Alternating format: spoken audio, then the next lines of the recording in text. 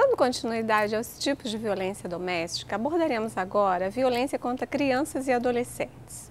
O abuso sexual às crianças e adolescentes no Brasil, segundo a Organização Mundial de Saúde, é considerado como um dos maiores problemas de saúde pública que compõem muitas vezes o quadro da violência doméstica.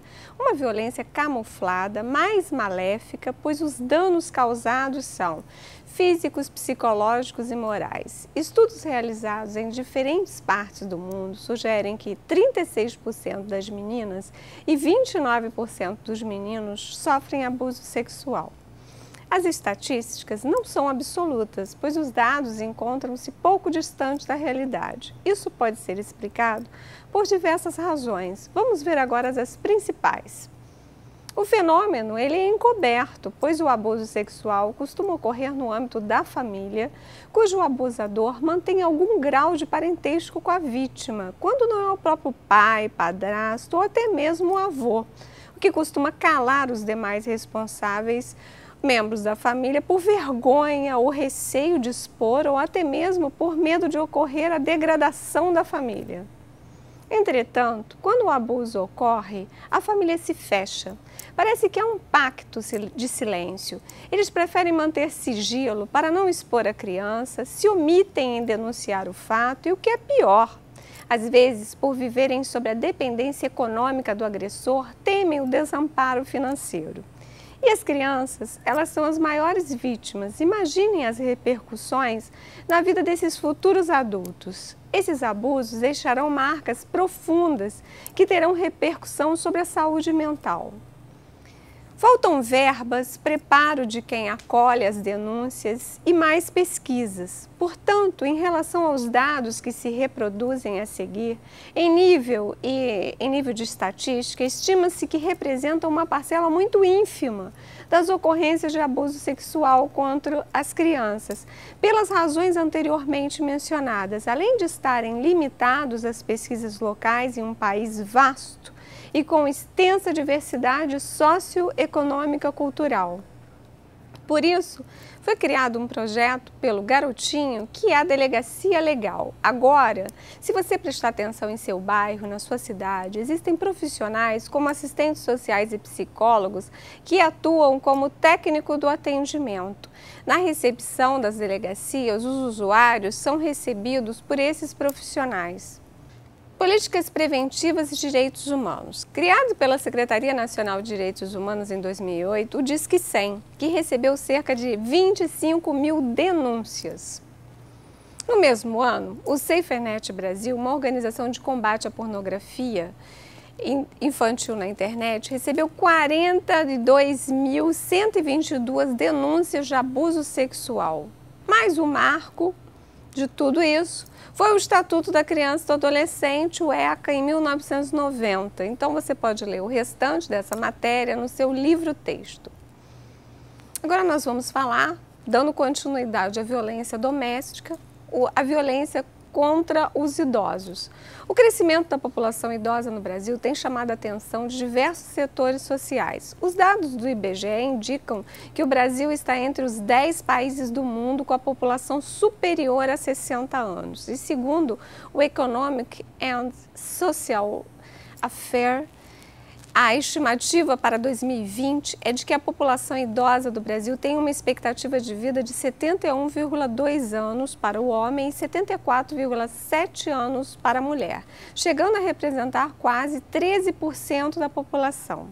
O Instituto Brasileiro de Geografia e Estatística, o IBGE, relata em seus indicadores sociais que a expectativa de vida no Brasil tende a aumentar, tendo sua variação estimada entre os anos de 1990 e 2050, uma expectativa média variando de 60 a 70 anos.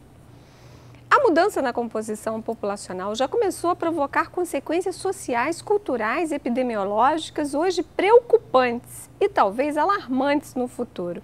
Fenômeno responsável pela mudança do perfil de doenças, no qual as doenças infectoparasitárias que matavam em outras épocas cedem lugar progressivamente às doenças crônicas não transmissíveis, como diabetes, osteoporose, mais complexas e onerosas, típicas das faixas etárias mais avançadas. No seu livro-texto, existe um mapa mundi no qual será possível visualizar os países onde há a maior população de idosos. Os idosos, muitas vezes, eles são vítimas da violência doméstica, sofrendo abusos físicos, psicológicos, sexuais, abandono, abusos financeiros e sendo negligenciados. Quanto aos fatores de risco inerente a essa violência, os maus tratos, nós temos a violência que recebeu o nome de intrageracional, ou seja, crianças que foram vítimas de maus tratos também, em sua maioria, o serão com seus pais, avós, ou também pelo nível de estresse do cuidador. A falta, muitas vezes, de suporte familiar e social, as pessoas se sentem sozinhas com seus pais idosos e as ocupações da vida cotidiana. Por isso, eles acabam negligenciando os cuidados aos seus idosos. Para sintetizar melhor, Faleiros classifica a violência contra idosos em 3 dimensões, que são a violência sociopolítica, que ela é causada pela relação de desigualdade nas relações de exclusão, exploração. A violência institucional, ela faz referência aos serviços prestados pelas instituições, como os hospitais, os serviços públicos, onde ocorre a omissão do atendimento. Isso refere-se também às instituições de longa permanência, são aquelas destinadas aos idosos. A violência, nós temos a violência intrafamiliar, essa é a mais camuflada, realizada por familiares, por seus filhos, seus netos, noras, vizinhos e cuidadores. Agora nós vamos falar sobre a política preventiva. É preciso fazer reformas que preservem os direitos adquiridos e que evitem o desastre nos próximos anos, com novas regras para as pensões por morte que levem em conta a idade do cônjuge, o número de filhos e o tempo de contribuição previdenciária. A necessidade que sindicatos se unam na luta em favor dos contribuintes, dos servidores, para que estes não percam seus direitos adquiridos. Pois os deputados e ministros não pensam em reduzir seus salários, eles querem sempre reduzir os gastos dos aposentados, que trabalharam anos a fio e já deixaram sua contribuição ao país.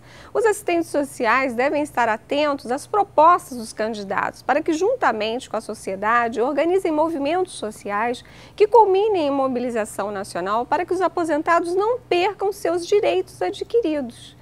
Com a promulgação da Lei 10.741, de 1º de outubro de 2003, que dispõe sobre o Estatuto do Idoso, fez com que a Conferência Nacional dos Direitos da Pessoa Idosa se transformasse na principal estratégia técnico-política das organizações sociais e dos órgãos públicos ligados às questões da pessoa idosa.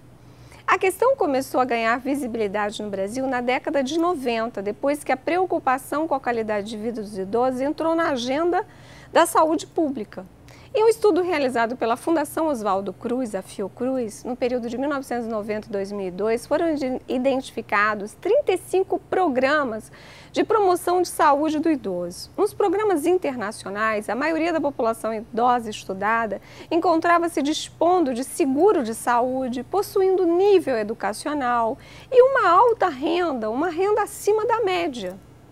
Os programas desenvolvidos no Brasil com apoio da iniciativa privada ou das prefeituras, como ONGs, ou seja, o terceiro setor, em sua maioria os idosos não possuem plano de saúde, além de uma baixa escolaridade e com um alto índice de analfabetismo. É essa a realidade que a gente tem no Brasil.